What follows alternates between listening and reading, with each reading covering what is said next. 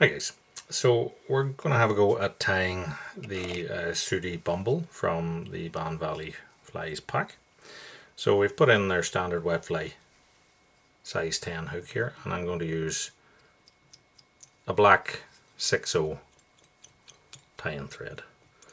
So I'm just making a neat underbody as we move down. Once I get to level to about the point, I'll snap that off. So this fly has a little butt of either yellow or an orange dubbing. So we have the supernatural dubbing in a hot orange here. So you have two options. You could put that on at the back and then a tail, or tie your tail in and then the butt. So that sort of would up to yourself. So I'm going to tie it as per the instructions that we have here. So we're putting this in at the rear. So what I'm going to do is I'm going to just wax my tying thread. I find that if you turn things upside down as you're trying to wind through past the point, you know, and into the bend a little bit, that can help you stop catching the point of the hook.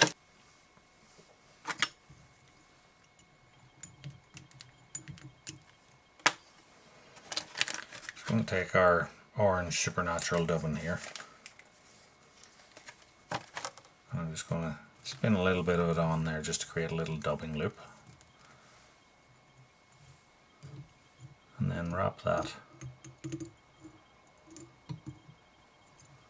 to create, it's like a little trigger point, I suppose, at the back of our fly. You think there's too much, just pull it off.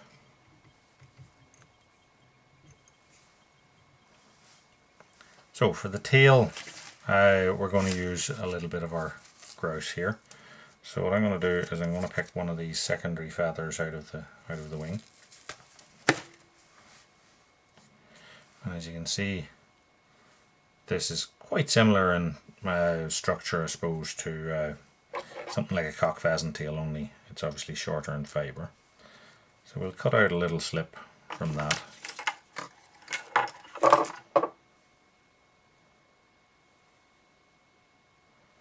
I'm actually going to try and just fold it over on itself and then hold it in there, and a pinch loop will put it in place while we tie back and meet the butt. Tag end here, we'll just trim that off. So at this point we're going to add our rib. So the rib is the silver wire that was in the kit. So I'm going to tie that on underneath here and wrap it back to meet our tail tie-in point. I have a little material keeper on my vise here. I'm just going to put the wire back out of the road in it. So the main body then is the dark sooty olive sort of dubbing.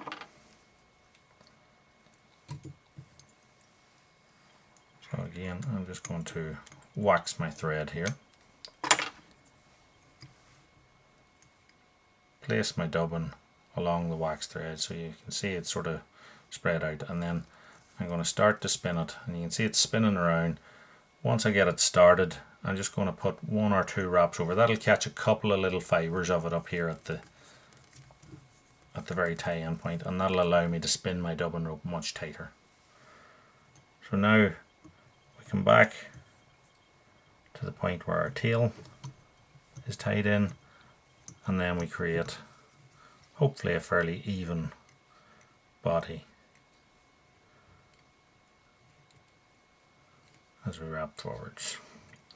So what you want to do is leave yourself, you have to put in your palmered hackle, and you've also to put in the cock or the grouse hackle at the front. So leave yourself a bit of room at the front here to accommodate those two hackles. So I've probably used 3/4 of the shank of the hook here, and I've left myself, what, 4mm or so at the front. So I'm going to use one of these dark olive genetic hackles from the hackle packs. I'm going to take one. If I look at it, if you bend it across the shank of the hook, you'll get an idea of how big the fibres are going to be on it. So I'm happy enough with size for that, so I'm going to strip, starting at the portion where I want to wind my hackle from. And then I'm just going to take my scissors and I'm going to snip off and leave a couple of mil or so of bare stalk there to tie this in on.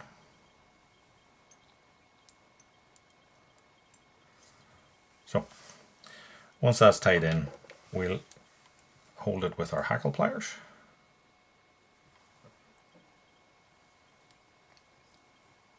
And then we'll start to wrap it. So generally what I would do with a bumble sort of style fly, and I was palmering, I would put on at least 2 wraps of the palmered hackle right at the front here, and then before I start to transition backwards. That really depends on how bushy or otherwise you want this fly to be, so you could go 3 or 4 or 5 wraps if you want, and then once you've enough density on at the front, start to wrap back. So again, how bushy you want your fly is up to yourself.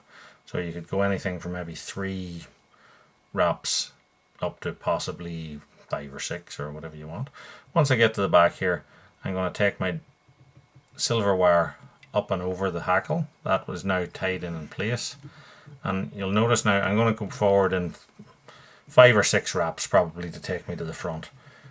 And you can see I'm sort of wiggling as I wrap. Now the idea with that is that I'm going to go through the hackle fibres without tying any down.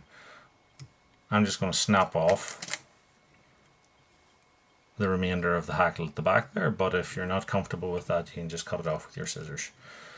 Once I've got to the front, because this is a fine wire, I'm going to take another turn of it, it'll not interfere too much, and then I'm going to get my tying thread over it. And when I'm happy that it's tied in with several wraps, what I'm going to do is I'm just going to wiggle my wire back and forward until it snaps off. And that will mean that it's broken off right tight in. There's no tag ends of it sticking out. And it saves your scissors from cutting wire. So, next we're going to put on the head hackle. So I'm going to pick one of my grouse feathers from this portion of the wing, so the sort of shouldery bit of it.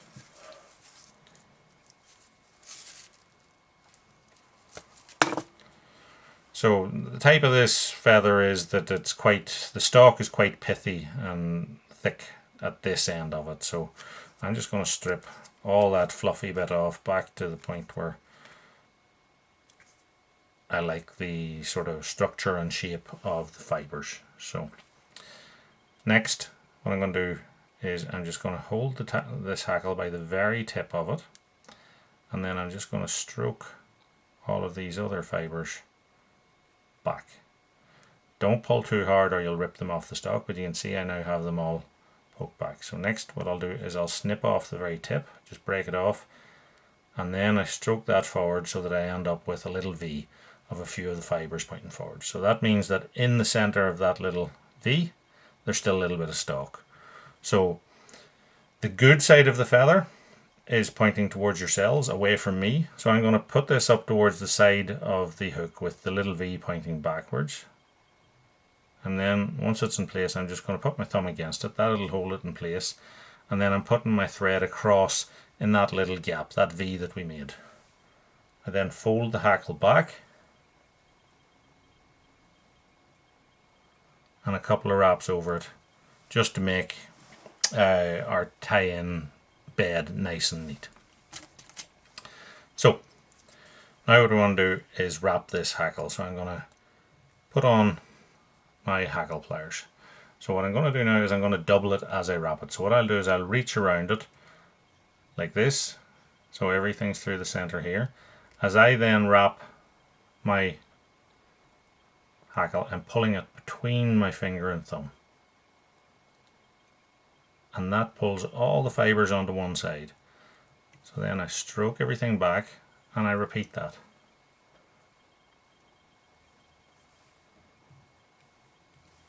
Stroke everything back, repeat. Put on as much or as little of the hackle as you want, again depending on your own personal fishing needs. So then we tie across our hackle, preferably on bare stock. As I said, if you wanted less on, you could have stripped more off the feather before we started. Tying off on bare stock makes it a whole lot neater, less bits sticking out. So then I fold my hackle stock backwards and I just create a nice neat little head. I'll flip this up onto its side, really sharp scissors, slide them down to the hackle and snip that off. And that is our fly tied. So what we'll do is we'll just finish the head. Now, use a whip finish tool, use whatever suits yourself. Personally, I use my fingers. And I always tend to put on more than one half hitch or whip, just in case one gives. So that's our fly tied. Just to finish it now, we need to put a little bit of clear varnish onto that. So I'll just use a little vacuum, pull everything back.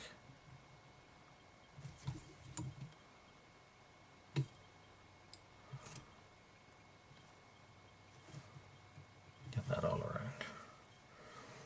So that is our Bann Valley Sooty Olive Bumble tied. And that fly will work, I suppose, in an olive hatch or even in the mayfly or possibly even in sedge hatches as well. So I'm going to have a look in the pack and see what, with the materials that are there, what other pattern possibilities there are. And as I said, personally I can see variations on this and also more simple, straightforward wet fly versions of it. And even with the quality of the hackles that's in there, you could even tie pure dry flies with them. So have a play with the pack, and we shall see you again in future episodes.